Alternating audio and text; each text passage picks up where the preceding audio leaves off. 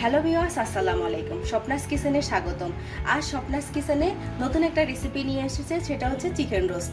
ঘরোয়া স্টাইলে বিয়েবাড়ির চিকেন রোস্ট। চলুন রেসিপিটি শুরু করা যাক।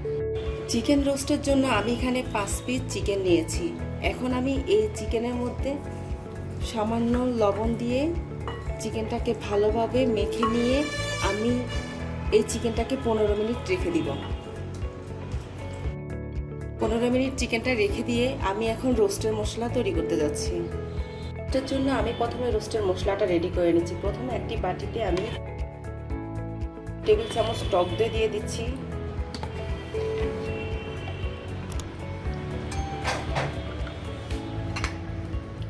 তিন টেবিল চামচ কাজু বাদাম দিয়ে দিচ্ছি,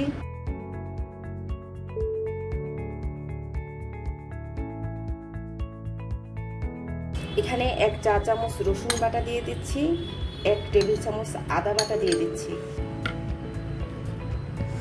দিয়ে এটাকে ভালোভাবে মিশিয়ে নিচ্ছি। এই পর্যায়ে এসে আমি 1 টেবিল চামচ টমেটোর সস দিয়ে দিচ্ছি। টক দই এইভাবে মিশিয়ে নিলে যখন আমরা তেলের মধ্যে ছেড়ে দিব তখন আর ছানা কাটবে না।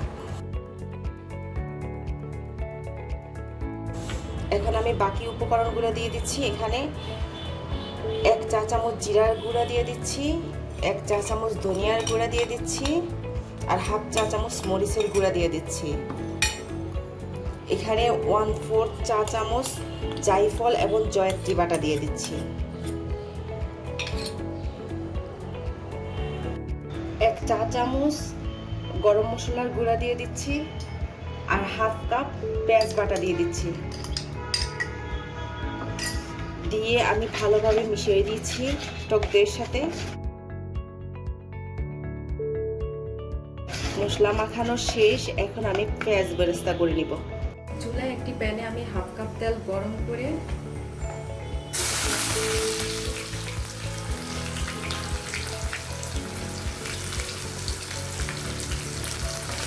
এই পেঁয়াজটাকে আমি বেরেস্তা করে নেব।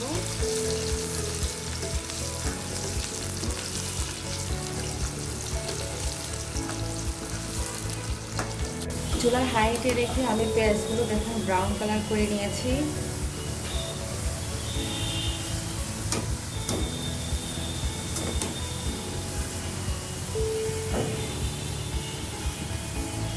এখন আমি এগুলো একটা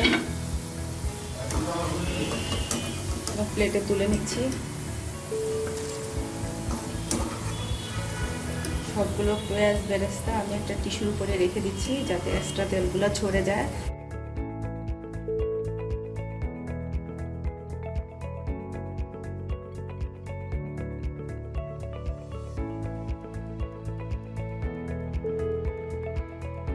ওই তেলে আমি যে চিকেনটা লবণ দিয়ে 15 মিনিট রেখে দিয়েছি সেটা দিয়ে দিচ্ছি।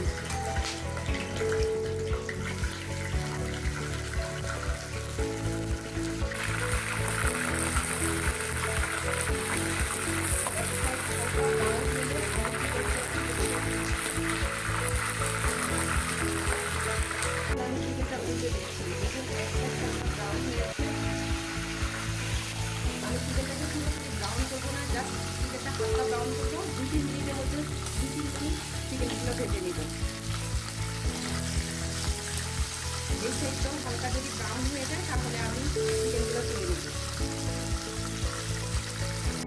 আমি যখন চিকেনগুলো উল্টো পাশে ভেজে নিয়েছি, হালকা ব্রাউন কালার হওয়ার পরে আমি চিকেনগুলো তুলে নিচ্ছি। এভাবে আমি সবগুলো চিকেন ভেজে নেব। দেখুন আমি সবগুলো চিকেন ভেজে নিয়েছি, সবগুলো হালকা ব্রাউন করে নিয়েছি। এইভাবে আপনারা ভেজে নেবেন, ওভার ভাজলে এগুলো শক্ত হয়ে যাওয়ার সম্ভাবনা থাকে। এখন আমি মূল রান্নায় চলে যাচ্ছি। যে তেলে আমি চিকেন ভেজে নিয়েছি ওই তেলে আমি হাফ কাপ পেঁয়াজ কুচি দিয়ে দিচ্ছি।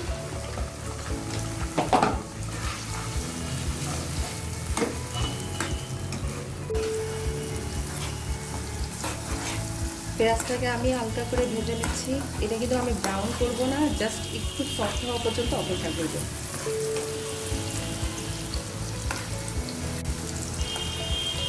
এরই মাঝে আমি 2 টুকরো দারচিনি, 4-5টা এলাচ, তিনটা তেজপাতাকে মাঝখানে ছেড়ে দিচ্ছি, দিয়ে ভালোভাবে ভেজে নিচ্ছি।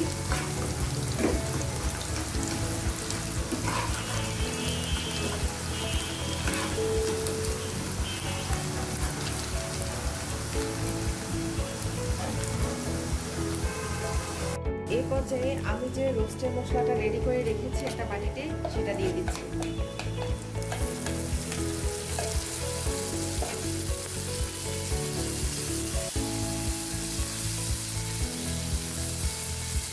দিয়ে ভালোভাবে মিশিয়ে দিচ্ছি পেঁয়াজের সাথে। মিডিয়াম আঁচে রেখে মশলা যেন পুড়ে না যায়, সেজন্য যে বাটিতে আমি রোস্টের মশলা রেখেছি ওই বাটিতে সামান্য একটু পানি মিশিয়ে দিয়ে দিচ্ছি। এখন আমি এই মশলাটাকে প্রায় 10 থেকে 12 মিনিট পর্যন্ত কষাবো। এই মশলাটা আপনি যত ভালো কষাবেন ততই রোস্টের স্বাদটা পাবেন। অপেক্ষা করছি 10 থেকে 12 মিনিট পর্যন্ত। এই মাঝে স্বাদ মতো লবণ দিয়ে দিচ্ছি। 10 মিনিট রোস্টের মশলাটা কষানোর পরে দেখুন উপরে তেল বেশি উঠেছে। ওই পর্যায়ে আমি এখন চিকেনগুলো দিয়ে দিচ্ছি।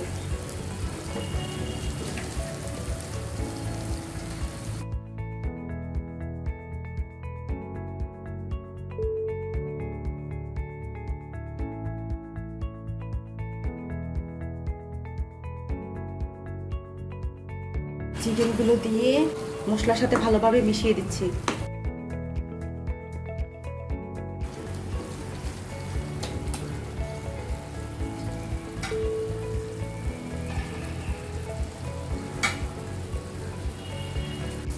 চিকেনটাকে ভালোভাবে মশলার সাথে মেশানোর পরে আমি এখানে 1 কাপ পানি দিয়ে দিচ্ছি। এই পানিটা চিকেনটাকে সেদ্ধ করবে।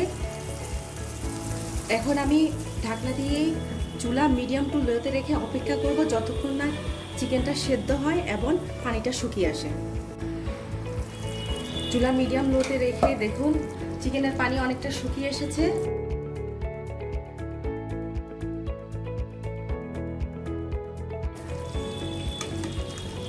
আমি চেক করে নিয়েছি চিকেনটাও সিদ্ধ হয়ে গিয়েছে।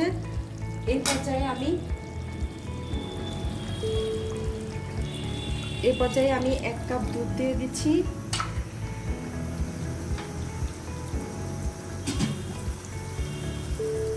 পাঁচ ছয়টা কাঁচামরিচ দিয়ে দিচ্ছি, 4-5টা আলু বোখরা দিয়ে দিচ্ছি,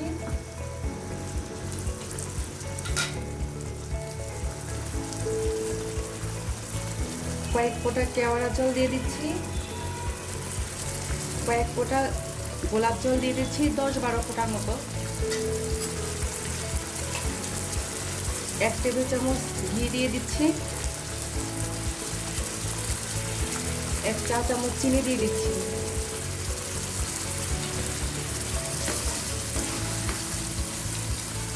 দিয়ে ভালোভাবে একটু মিশিয়ে দিচ্ছি। মেশানো শেষ হলে আমি যে পেঁয়াজ বেরেস্তাটা করে রেখেছি সেটা উপরে দিয়ে দিব। চুলা মিডিয়াম টু লোতে রেখে আমি এই চিকেনটাকে 5 মিনিট ঢাকনা দিয়ে রেখে দিব।